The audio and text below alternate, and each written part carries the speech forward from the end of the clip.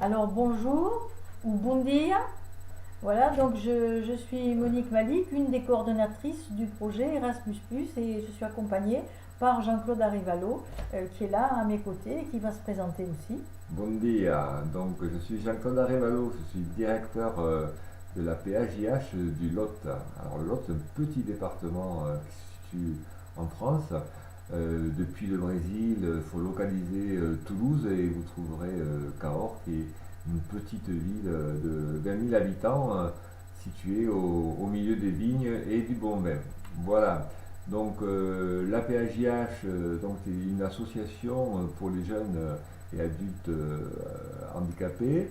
Nous recevons, à la PAJH, des jeunes qui ont des déficiences, soit de type polyhandicap, ou alors nous avons un service d'accompagnement à domicile qui s'occupe, eux, d'enfants qui ont des déficiences motrices, sensorielles, soit difficultés des apprentissages, type troubles des apprentissages et de la parole.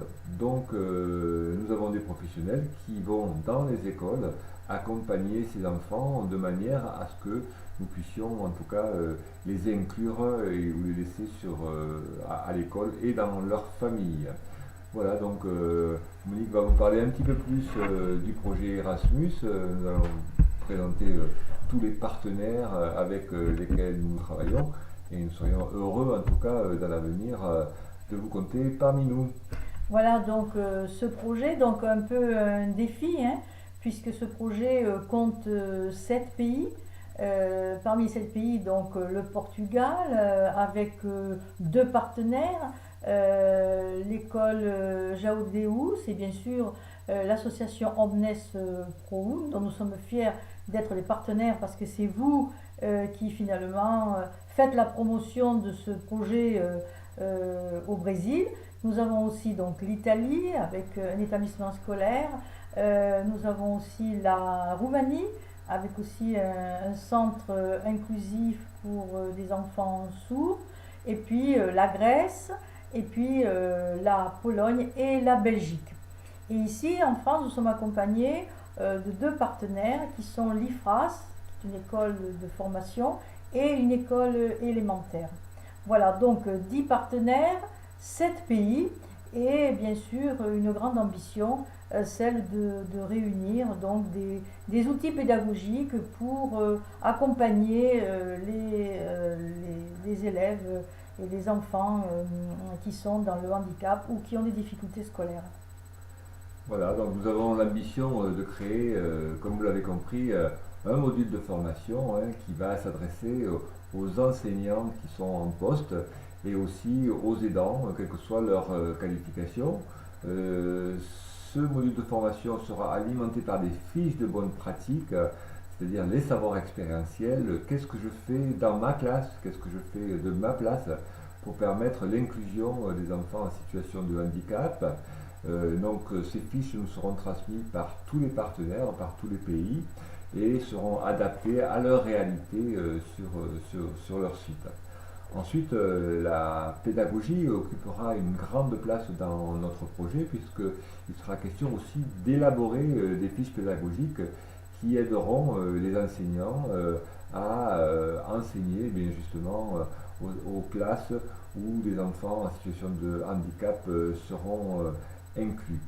Donc, vous le voyez, une grande ambition nous anime, une grande diversité aussi des cultures et des histoires, ce qui n'est pas une mince affaire pour arriver à un résultat commun, et puis des savoirs qui, au fur et à mesure, alimentent notre site internet et seront des bases de données pour tous les enseignants, y compris ceux du Brésil si vous le souhaitez.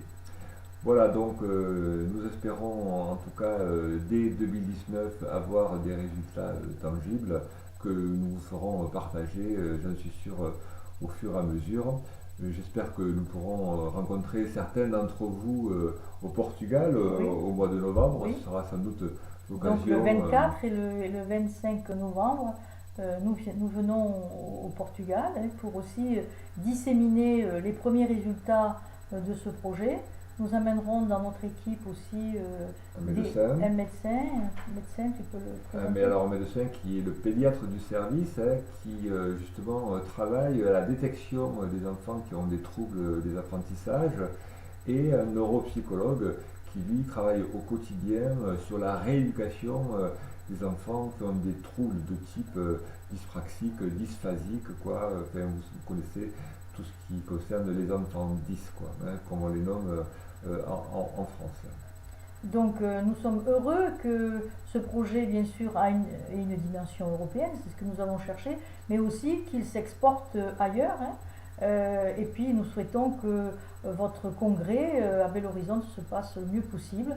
Et bien sûr, nous pensons à vous et que vous pensiez aussi à nous. Et nous vous donnons un rendez-vous donc le 24 et le 25 novembre à Faro. Voilà. Voilà, au revoir, bon congrès et puis à bientôt. À bientôt.